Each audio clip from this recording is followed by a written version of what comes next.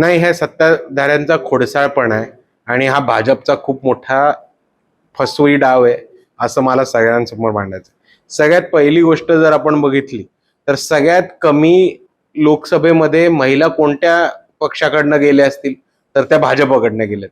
तुमची मेजॉरिटी आहे, सगळ्यात जास्त संख्याबळ तुमचं आहे, तरी सगळ्यात जास्त संख्याबळ असूनही सगळ्यात कमी महिला तुमच्याकडनं निवडून जातात.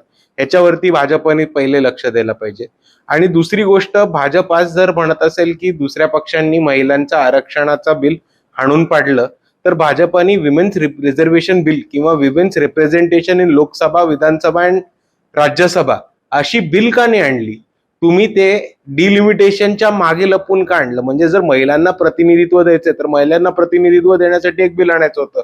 त्याला नॉर्थ वर्सेस साऊथ किंवा उत्तर वर्सेस दक्षिण या वादामध्ये अडकून महिलांचा प्रश्न का अडकून ठेवला? यांनी भाजपनी सरळ सरळ सांगावं. जर भाजप आज हा आरोप करत असेल की इतर पक्षांनी त्यांचं बिल येण्यापासून थांबवलंय, तर डिलिमिटेशन आड न आणता फक्त महिलांच्या रिझर्वेशनसाठीचं एक बिल हे भाजपनी समोर का नाही आणलं? हे भाजपच्या प्रवक्त्यांनी आणि भाजपच्या नेत्यांनी आज स्पष्ट करावं. माझं म्हणणं एवढंच आहे की सत्ताधाऱ्यांना आजच्या मुख्यमंत्र्यांच्या प्रेस कॉन्फरन्समध्ये सुद्धा मीडियानी हिंमत करावी आणि उद्या मोर्चामध्ये जाऊन सुद्धा ही हिंमत करावी विचारायचं की तुम्ही महिलांचं रिझर्वेशन हे डिलिमिटेशनच्या मागे का लपवलं होतं? दोन वेगवेगळी बिल का नाही मांडली होती? किंवा पहिलं महिलांचं बिल का नाही मांडलं आणि मग डिलिमिटेशन आणायचं होतं? जर तुम्हाला खरंच महिलांना प्रतिनिधित्व द्यायचं होतं तर त्या पद्धतीचं बिल आणलं असतं तर लोकांनी साथ दिली असती. तुम्ही ते बिल खोडसाळपणा करून आणलं म्हणून लोकांनी ते हाणून पाडलं. सोपा मुद्दा आहे. मोर्चाकडे मी काय, एक फसवा डाव फसला, आता दुसरा फसवा डाव उभा करायचा प्रयत्न अजून कशा पद्धतीने मी नाही बघत. क्रॉस वोटिंग खूप मोठ्या पद्धतीने होणार आहे आणि मी नुसतं एवढंच म्हणतो की मागच्या पद्धती जसं झालं तसं महाविकास आघाडीच्याच लोकांनी भाजपच्या लोकांना निवडून देऊ दे एवढीच मी आशा करतो. सत्ताधाऱ्यांना वाचवण्याचा सरळ सरळ प्रकार आहे. काल परवा जो एक ऍक्सिडेंट झाला आणि त्या खरातांचा जो कोण माणूस होता शेळके ते गेले, ते पण एक राजकीय डावच आहे.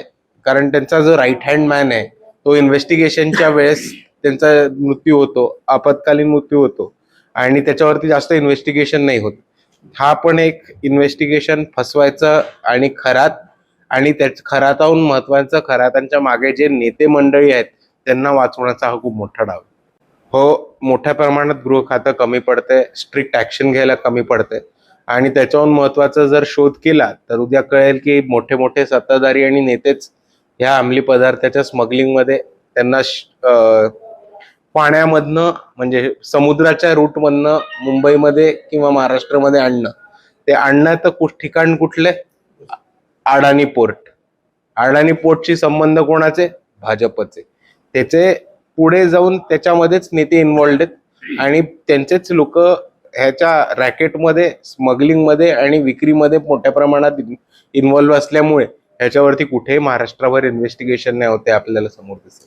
पहिले एक बिल आणण्याचा प्रयत्न केला भाजपने, त्या बिलला प्रतिसाद नाही मिळाला, त्याला सपोर्ट नाही मिळाला. मग आता त्याच बिलसाठी ग्राउंड तयार करण्याचं भाजपची रणनीती अजून काही नाही. आपण जर या रावरी मतदारसंघाची जर निवडणूक बघितली तर ही निवडणूक थेट वंचित बहुजन आघाडी वर्सेस भाजप अशीच निवडणूक होतीये. कारण इथे लोकांचा कल हा मतदानाचा आज भाजपला रोखण्यासाठी खूप मोठ्या प्रमाणामध्ये वंचित बहुजन आघाडीच्या बाजूने आपल्याला झुकताना दिसतोय. आणि एक अशी पण परिस्थिती समोर येताना दिसतीये की रावरी मधल्याच लोकांचा आणि नगर मधल्याच लोकांचा खूप मोठा विश्वास हा राष्ट्रवादीच्या उमेदवारावरनं हटलेला आहे. राष्ट्रवादीचा उमेदवार हा डमी आहे, भाजपशी सेटिंग करून उभा झालाय.